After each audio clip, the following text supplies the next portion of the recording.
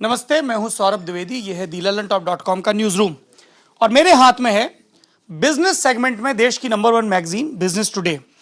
और मैगजीन के पीछे यानी कि मेरे बाएं तरफ है बिजनेस टुडे के managing editor Rajiv Dubey ji. Sir, बहुत शुक्रिया आपका। हम लोगों को यह लग रहा था कि लल्लन टॉप पे हम पॉलिटिक्स बहुत बतियाते हैं, सिनेमा पर भी बात करते हैं, पर जिंदगी में और कुछ भी तो है, पत्रकारिता के भी तो कुछ और आयाम है जिनको खंगालने की जरूरत है। तो हमने तय किया कि बिजनेस टुडे के जो भी एक्सपर्ट लोग हैं उनसे हम जब भी उनका कोई नया इशू आएगा तो बात करते रहेंगे। इस बार का इनका जो इशू है, आउच लिखा हुआ है। एक भाई साहब हैं जिनके चेहरे पर जोर का पंच पड़ा है, पर ये रेगुलर बॉक्सिंग ग्लव वाला पंच नहीं है, ये ऐसा लग रहा है जैसे रोबोट का हाथ हो। हमने अपने साथी विशाल से, जो राजीव दुबे के बगल में बैठे हुए हैं, कहा कि भाई इस पर खबर करिए। खबर इस शक्ल में आपके सामने आई और मैं भी आपकी तरह नौकरी कर रहा हूं, तो विशाल ने लिखा है जरूर पढ़ें। तो पढ़ा तो क्या पता चला। कुछ उदाहरण है, 6 उदाहरण। गुड़गांव की स्टार्टअप कंपनी गे ऑरेंज ने बॉक्स की शक्ल के रोबोट बनाए हैं। इनको बटलर कहा जाता है। ये 30 मिनट चार्ज होते हैं, 24 घंटे काम करते हैं। गोदामों में 500 किलो तक का सामान इधर से उधर उठा के रख देते हैं। फ्लिपकार्ट, महिंद्रा जैसी कंपनियां इनका इस्तेमाल करती हैं।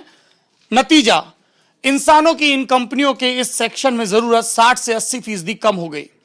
गुजरात का अगला उदाहरण विठलपुर का, जहां पर होंडा के प्लांट में स्कूटर बनते हैं। 5 रोबोट ये काम करते हैं। ये रोबोट मेटल पहचान सकते हैं और फ्यूल टैंक का फ्रेम बना लेते हैं। रोजाना ये रोबोट बिना थके, बिना चाय सुट्टा खाने का ब्रेक लिए, बिना बीमार हुए 16 घंटे काम करते हैं। जितने में ये 5 रोबोट काम करते हैं उतने में 72 लोगों की जरूरत होगी उतने काम के लिए। लेकिन अब 14 लोग ही प्लांट में हैं, वो भी 2 शिफ्ट में, ताकि वो रोबोटों का और बाकी चीजों का ख्याल रख सकें। उदाहरण नंबर 3, देश की चर्चित कंपनी इन्फोसिस से, जहां से हमें खबरें आती रहती हैं कि फलानी जी नाराज हो गए क्योंकि ठिकाने जी की जरूरत से ज्यादा सैलरी बढ़ा दी गई। पिछले साल 9,000 कर्मचारियों को इन्फोसिस ने रिलीज या रीओरिएंट किया। वैसे ही कॉग्निजेंट नाम की कंपनी ने 6,000 कर्मचारियों की छटनी कर दी। कुछ को खराब परफॉर्मेंस की वजह से निकाला गया, लेकिन ज्यादातर को ऑटोमेशन की वजह से। देश में, दुनिया में बहुत सारी इंडस्ट्रीज में इंसानों का काम मशीनें करने लगी हैं। ऑटोमेशन इसको बोला जाता है तकनीकी पदावली में। एक और उदाहरण देखते हैं। WNS जैसी कई BPO कंपनियां जो एयरलाइंस का रेवेन्यू ऑडिट करती हैं। कोई 2 एयरलाइंस आपस में पार्टनर है तो BPO काम बढ़ जाता है, क्योंकि उन्हें एक पैसे का हिसाब रखना पड़ता है। लेकिन 4 साल पहले एक आया टूल नेम डेटा डंप, जिसने इंसानों की इस काम को देखने की जरूरत को कम कर दिया। पहले जिस काम में 3 महीने लगते थे डेटा डंप, अब वो काम 1 घंटे में कर देता है। देखिए कितने लोगों की नौकरी खा गया ये एक टूल। IT सर्विस में फ्रेशर्स ने पिछले 7 साल में सैलरी में कोई बड़ी बढ़त नहीं देखी। आज भी 3.25 लाख से 3.5 लाख तक का स्टार्टिंग पैकेज होता है। इसका असर क्या हो रहा है कि आंध्र प्रदेश जैसे कई जगह जिनको इंजीनियरिंग का हब कहा जाता है, जहां से साल दर साल हजारों की संख्या में इंजीनियर निकलते थे, उनको नए काम नहीं मिल रहे हैं। क्योंकि बहुत सारी इंडस्ट्रीज में, ये सिर्फ ऐसा मामला नहीं है जो मैन्युफैक्चरिंग तक या ऑटोमोबाइल तक या IT से रिलेटेड में हो, बहुत सारी जगहों पर काम कम होता जा रहा है। मशीनें इंसानों का रूप लेती जा रही हैं। देखिए, मशीनों का खौफ की मैं सा और शाह में फर्क करना भी भूलने लगा हूं। क्या मेरी और आपकी नौकरी खतरे में है? राजीव दुबे जी बताएंगे और उनसे पूछेंगे। Vishal, over to you Vishal. Sir, सबसे पहले हम ये जानना चाहेंगे कि ये जो बिजनेस टुडे की स्टोरी आई, तो ये क्या है? हमें इससे डरना चाहिए, परेशान होना चाहिए? ये जागरूकता के लिए थी या क्या? देखिए, कुछ तो जागरूकता के लिए थी, लेकिन काफ़ी कुछ जो हालात आगे आने वाले हैं, खासतौर से ऑटोमेशन की वजह से, आर्टिफिशियल इंटेलिजेंस की वजह से, और जो मशीन अपने आप काम सीखना शुरू कर देंगी, जो इंसान की रेपिटेटिव टास्क जो होते हैं, जो बहुत बार बार जो टास्क करते रहते हैं, जिसमें ज़्यादा इंसान के दिमाग की ज़रूरत नहीं होती पर उसका रेपिटेशन होता रहता है काम का, उस तरह के काम मशीन ऑलरेडी करना शुरू कर चुकी हैं। बैंकिंग सेक्टर में, सर्विसेज सेक्टर में, और कई ऐसे सेक्टर्स हैं मैन्युफैक्चरिंग सेक्टर्स में जहां पर मशीन इंसानों को रिप्लेस करना शुरू कर चुकी हैं। तो ये जागरूकता के लिए भी थी और इस बात के लिए भी थी कि आगे जो होने वाला है उसके लिए हम तैयार रहें, एम्प्लॉयज़ तैयार रहें। अगर उनको अपने आप को रीटूल करना है, रीस्किल करना है, तो उसके लिए भी तैयार रहें। इसकी वजह क्या है? इंसान है, इंसानों ने मशीनें बनाना शुरू की। इंसान ने अपनी सुविधा के लिए कुछ ऐसी मशीनें बनाई जो उनके जटिल काम कर सके, फिर धीरे धीरे आसान कामों की तरफ बढ़ गया। जरूरत क्या थी? देखिए, ज़रूरत शुरू होती है सबसे पहले बिजनेस का ऑब्जेक्टिव होता है प्रॉफिट कमाना, और प्रॉफिट कमाने का के लिए सबसे पहले आपको ये देखना होता है कि आपके कॉस्ट फैक्टर्स क्या हैं। इंसान की कॉस्ट कई सेक्टर्स में, लेबर कॉस्ट, वेज कॉस्ट 45% तक, 50% तक है। R&D सेक्टर्स में उससे भी ज़्यादा है।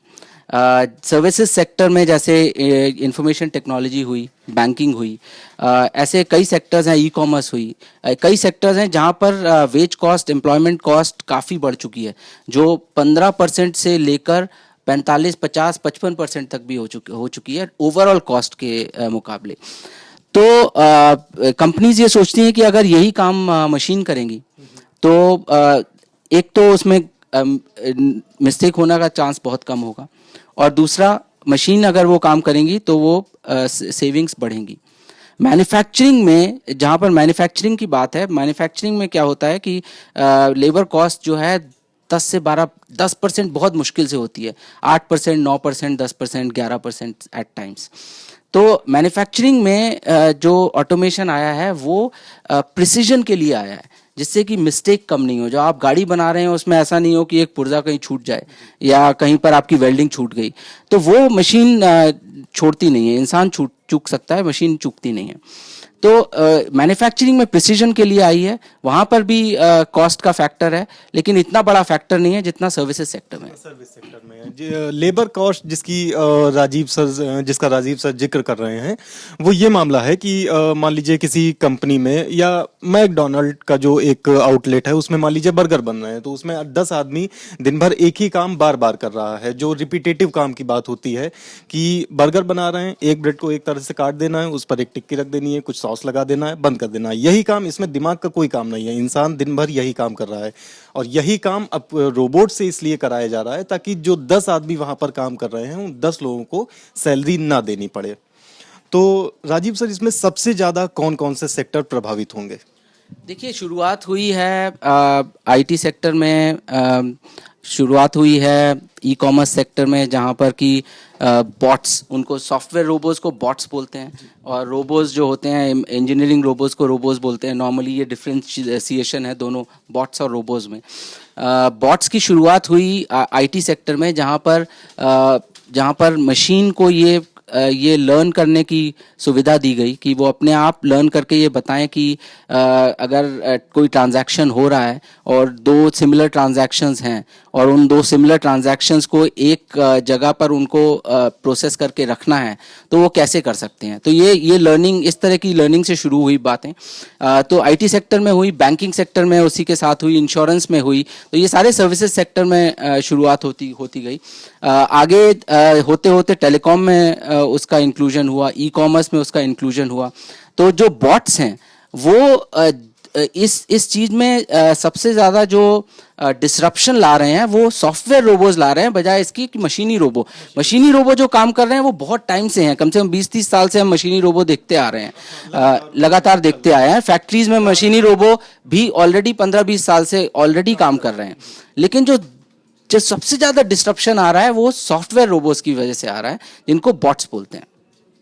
तो ये जिनका आप जिक्र कर रहे हैं, ये वही हैं, जैसा कि अभी हमने डेटा डंप के बारे में जो जानकारी मिली कि जो काम 3 महीने में ढेर सारे लोग मिलकर करते थे, वो अब एक सॉफ्टवेयर कुछ ही वक्त में किए दे रहा है। तो राजीव सर, इसमें एक चीज ये आती है कि नुकसान कितना होगा। जैसे अभी क्या हुआ कि जो जीडीपी की 2017 की पहली तिमाही के जो आंकड़े आए, उसको नोटबंदी से जोड़कर देखा गया कि नोटबंदी का असर पड़ा, इस वजह से जीडीपी कम हुई। ऑटोमेशन आएगा, जाहिर सी बात है कि पैसे का जो फ्लो है वो प्रभावित होगा, तो इसका जीडीपी पर या इस पर कितना असर पड़ेगा? देखिए, सबसे पहले जॉब्स की बात करते हैं। तो एक मैं ग्रैंट थॉर्नटन के एक ग्लोबल एडवाइजरी हेड से बात कर रहा था, उनका इंटरव्यू भी इस मैगजीन में है। उनसे भी यही बात हो रही थी कि जैसे इंडस्ट्रियलाइजेशन शुरू हुआ, मशीनी युग शुरू हुआ यूरोप में और यूएस में, तो उस वक्त ये माना जा रहा था कि सारी इंसानों की ज़रूरत ही नहीं पड़ेगी आप आगे। लेकिन अगर आप देखिए 30 साल बाद, 40 साल बाद, आज उससे कहीं ज़्यादा फैक्ट्रीज हैं और उससे कहीं ज़्यादा इंसान फैक्ट्री में भी काम कर रहे हैं। तो देखिए इससे डरने की इतनी ज़रूरत नहीं है जितना अपने आप को तैयार रखने की ज़रूरत है, क्योंकि एक फेज़ ज़रूर आएगा जहां पर कि काफ़ी लोगों की, हज़ारों की तादाद में, लाखों की तादाद में नौकरियां जाएंगी, क्योंकि उनका स्किल सेट वो मशीनें ऑलरेडी ओवरटेक कर चुकी होंगी।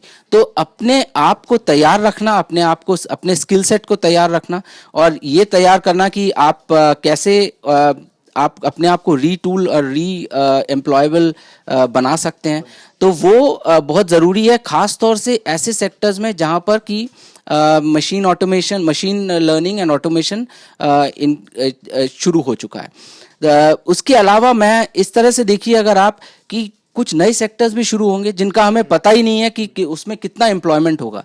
जैसे अभी आप मान लीजिए स्पेस टूरिज्म है, एक सेक्टर है। स्पेस टूरिज्म सबको पता है कि वो सेक्टर बनेगा। अब उसमें ये किसी को नहीं पता कि वो एयरलाइन की तरह मिलियंस ऑफ जॉब्स देगा या लाखों में जॉब्स देगा या जॉब्स बिल्कुल भी नहीं देगा। तो ऐसा तो पॉसिबल नहीं है कि स्पेस टूरिज्म जैसा सेक्टर बनेगा और बन रहा है और लेकिन उसमें जॉब्स नहीं क्रिएट होंगी। तो जॉब्स भी क्रिएट होंगी, नई स्किल्स की भी ज़रूरत होगी। हर आदमी को अपने हिसाब से अपने एरिया में उस तरह से तैयार रहना है कि अगर मशीन उसका काम करना शुरू कर सकती है तो वो आगे क्या कर सकता है अपने आप को रीस्किल करने के लिए। राजीव सर, इसी से जुड़े मेरे 2-3 सवाल थे। असल में जो चीज़ आपने कहा कि नए सेक्टर आएंगे, नई इंडस्ट्री आएंगी या ऑटोमेशन होगा तो कुछ और रोजगार भी पैदा होंगे। भारत में जब कंप्यूटर आ रहा था तब उसका भी इसी तरह विरोध किया गया था कि तकनीक आ रही है, इंसानों की नौकरी चली जाएगी, ये खा जाएगा। जबकि कंप्यूटर आए तो उससे कई और रोजगार पैदा हुए। तो यही अब ऑटोमेशन के साथ क्या होगा? और दूसरी चीज़ इसमें ये कि जो आपने कहा कि किस जैसे अपने आप को तैयार करने की ज़रूरत होगी, तो किस तरह उसमें क्या किया जा सकता है? देखिए, जितना ये डरावना लगता है उतना है नहीं।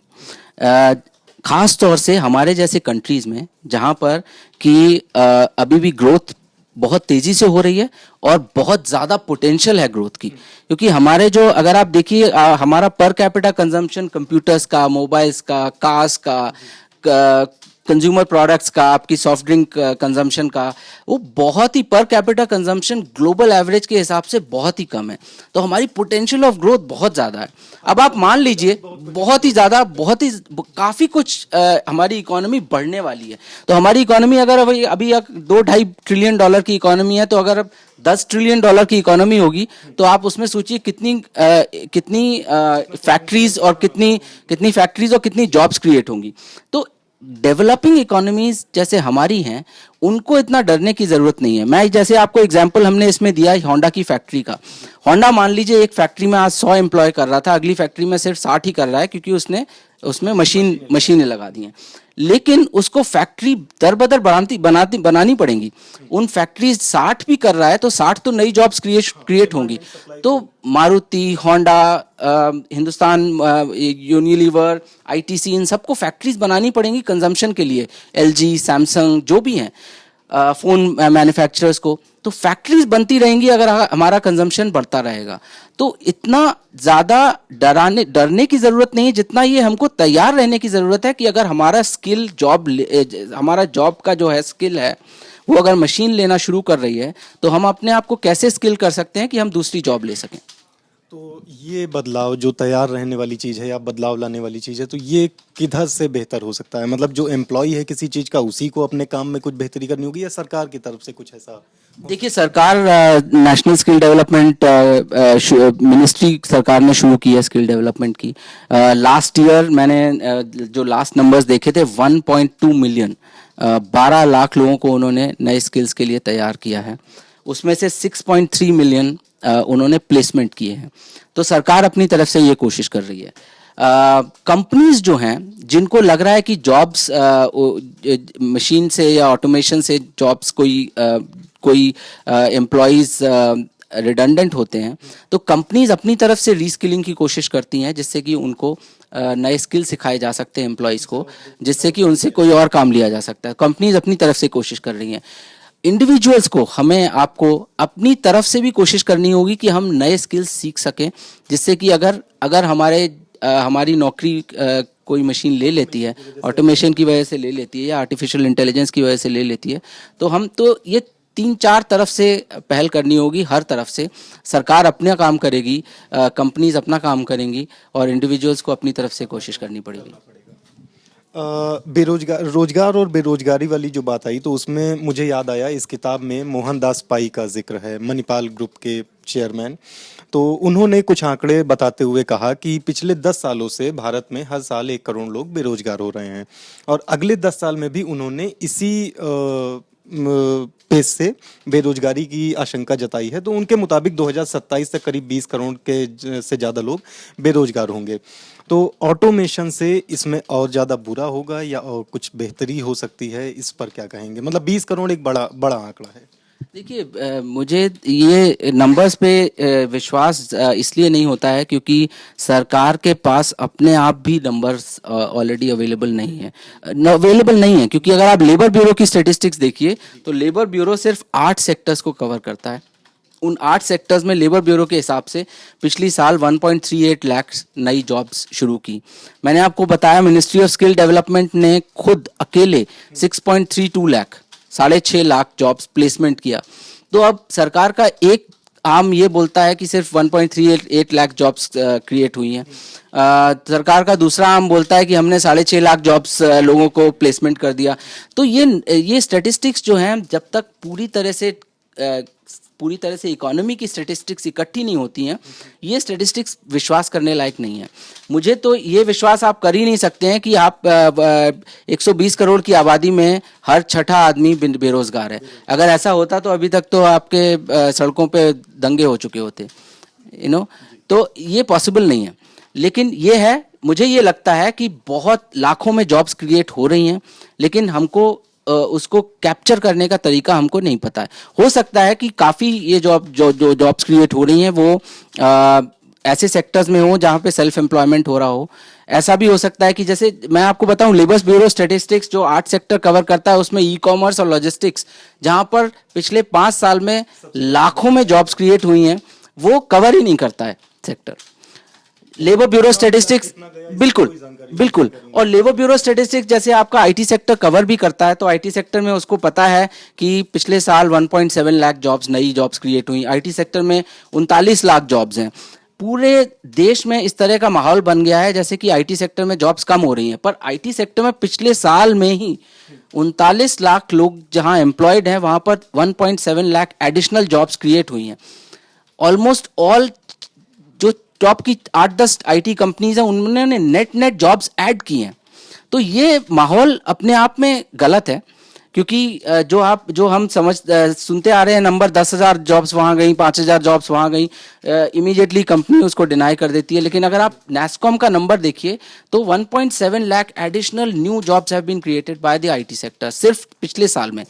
आप ये देखिए आईटी सेक्टर में हर साल 2 लाख के करीब लोगों को परफॉर्मेंस बेसिस पर नॉन परफॉर्मेंस के बेसिस पर निकाला जाता है, 5% के करीब लोअर बॉटम वर्स्ट परफॉर्मेंस को। उसके बाद आईटी सेक्टर में जो अपना एट्रिशन है वो 16% है। तो 8 लाख लोग, करीब 6 लाख लोग अपने आप नौकरी छोड़ के जाते हैं कहीं पर। तो 6 और 2 8 लाख लोग हर साल आईटी सेक्टर में से छोड़ के जाते हैं और आते हैं। और आप ये 50,000 लोग नंबर्स की बात कर रहे हैं।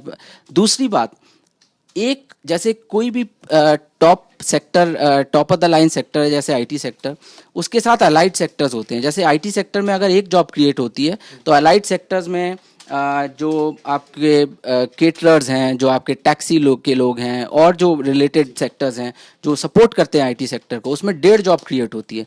एक जॉब आईटी सेक्टर में क्रिएट होती है तो 1.5 जॉब बाहर क्रिएट होती है, तो 2.5 जॉब क्रिएट होती है हर आईटी सेक्टर की जॉब के साथ। तो ऐसे सेक्टर्स भी बहुत हैं जहाँ अलाइड सेक्टर जैसे रियल एस्टेट सेक्टर है, उसके साथ करीब 40 सेक्टर तो डायरेक्टली रिलेटेड है, जैसे वायर्स वाले, टाइल्स वाले, कॉन्ट्रैक्टर्स और ये सब। उसके अलावा 127 सेक्टर इनडायरेक्टली कनेक्टेड है।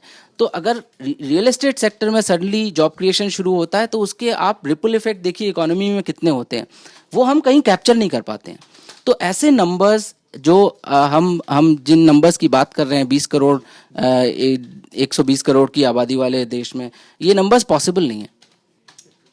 राजीव सर, एक आखिरी सवाल। जैसा कि स्टोरी से हम लोगों को ये पता चला कि जो डेवलप कंट्रीज़ हैं उनमें तेज़ी से ऑटोमेशन हो रहा है, हो चुका है। भारत अभी कितना इंतज़ार करेगा, या अभी यहाँ पर ऑटोमेशन होने में कितना वक्त है उस स्थिति तक जब वो इंसानों के लिए दिक्कत पैदा करने लगे? देखिए, भारत में ऑटोमेशन शुरू हो चुका है, बैंकिंग सेक्टर में ऑटोमेशन शुरू हो चुका है, आईटी सर्विसेज सेक्टर में ऑटोमेशन शुरू हो चुका है, टेलीकॉम में ऑटोमेशन शुरू हो चुका है। तो भारत ऑटोमेशन में बहुत पीछे नहीं है दुनिया से।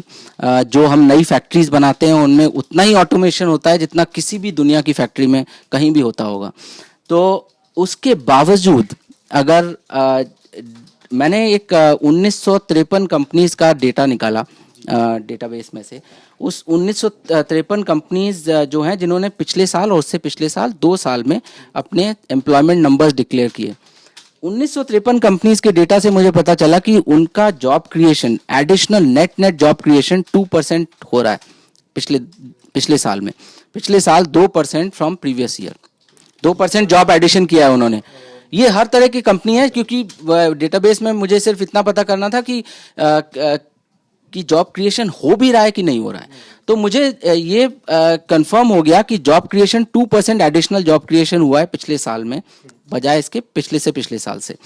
वो ये 2% कब हुआ है, आप ये देखिए कि इन कंपनीज का जो नेट टॉप लाइन है, जो रेवेन्यू है, वो गिरा है 4% उनका रेवेन्यू गिरा है। उसके बाद भी जॉब क्रिएशन हुआ है। 21% उनका नेट प्रॉफिट गिरा है इन 1953 कंपनीज का एज अ होल। अभी मैं सेक्टर्स में जाऊं तो आप देखिए, बैंकिंग में जॉब क्रिएशन हुआ है, आईटी सेक्टर में जॉब क्रिएशन हुआ है। ऐसे कई सेक्टर्स हैं जहां फार्मास्यूटिकल्स में जॉब क्रिएशन हुआ है, ऑटोमोबाइल्स में जॉब क्रिएशन हुआ है।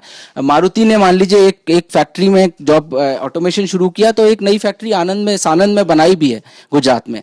ऐसे ही सेक्टर्स में जॉब क्रिएशन हो रहे हैं। जिन सेक्टर्स में से जॉब्स कम हुई हैं वो हैं आपके रियल एस्टेट है, कंस्ट्रक्शन है, जहां पर एक्टिविटी थोड़ी कम हुई है।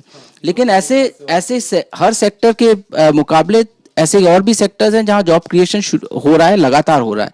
तो as a whole, as an economy, हमारी जॉब्स जो हैं कम नहीं हो रही हैं, एज अ होल हमारी जॉब्स बढ़ ही रही हैं इकोनॉमी के अंदर। तो जैसा राजीव सर ने बताया कि ऑटोमेशन से अगर आता है ये, तो उसके लिए हमें तैयार रहने की ज़रूरत है, डरने की ज़रूरत नहीं है, क्योंकि नौकरियां लगातार बन रही हैं। राजीव सर, हमसे बात करने के लिए बहुत बहुत शुक्रिया। इसी तरह के कुछ और विषयों पर, बिजनेस से जुड़ी कुछ और बातों पर हमारे साथ बात करने के लिए अगली बार होंगे एक और एक्सपर्ट। देश और दुनिया की तमाम खबरों के लिए हमारे साथ जुड़े रहिए और YouTube पर हमें सब्सक्राइब कीजिए। शुक्रिया।